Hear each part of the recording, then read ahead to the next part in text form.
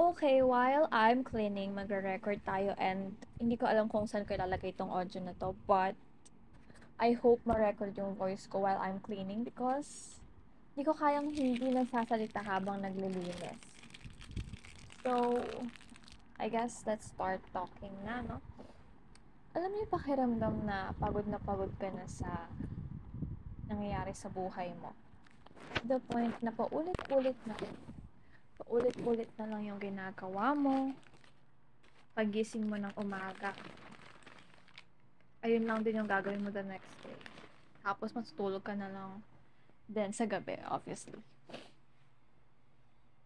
I guess, parte lang to ng pagiging unemployed ko kaya masyado akong nagsasawa na sa buhay ko. And life is so cruel talaga. Unfair.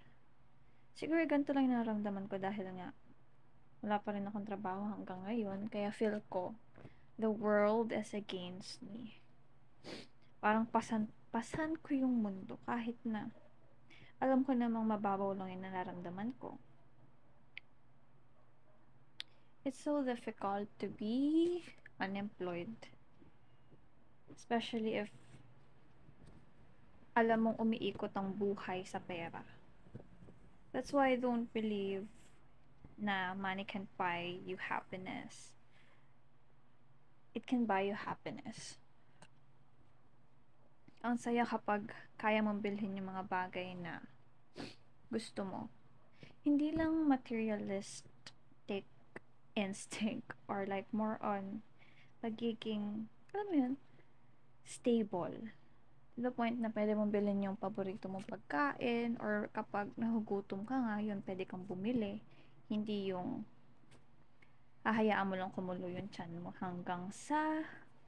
ayun, hanggang sa magsawa na lang yung tiyan mo na iparamdam sa'yo na, hey, gutom na ako, pwede bang lagyan mo na ako ng laman.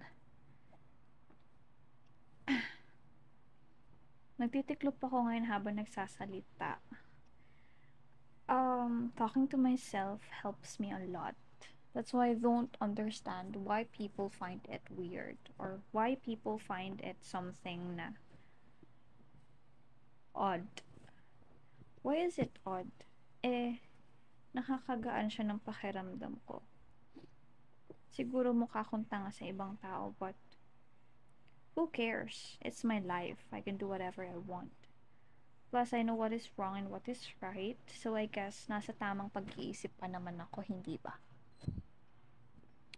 I hope people will stop meddling with other people's business because obviously the world revolves around you lang. But that doesn't mean that you have a right to judge other people. At this age, 22, actually magti-23 na ako within ilang buwan na lang ba? Within 2 months, wala pa rin akong trabaho. Akala ko noon, the moment na graduate ako, meron na ako agad trabaho. To the point na, by October, meron na akong pang-apat na paycheck.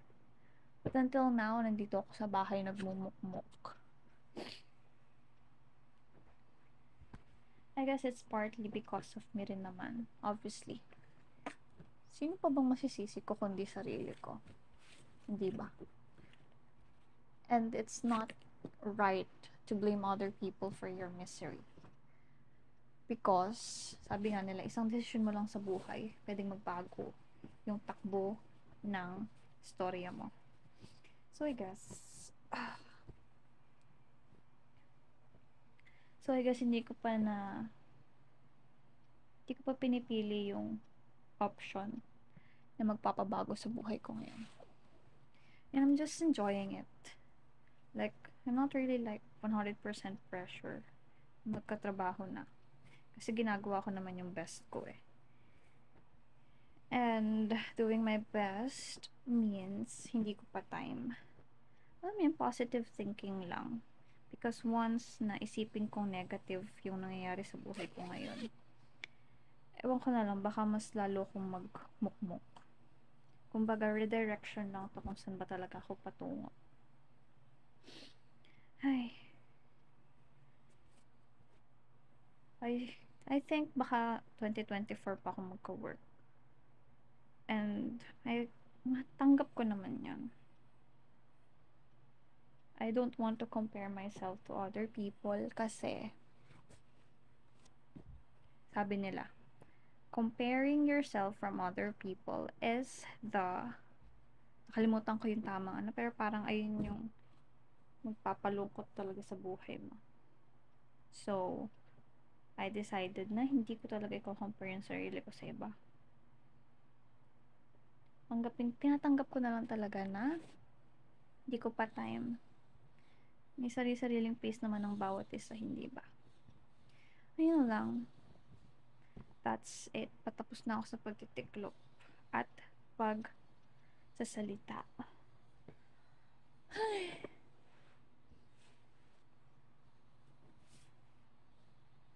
Yun lang, babush.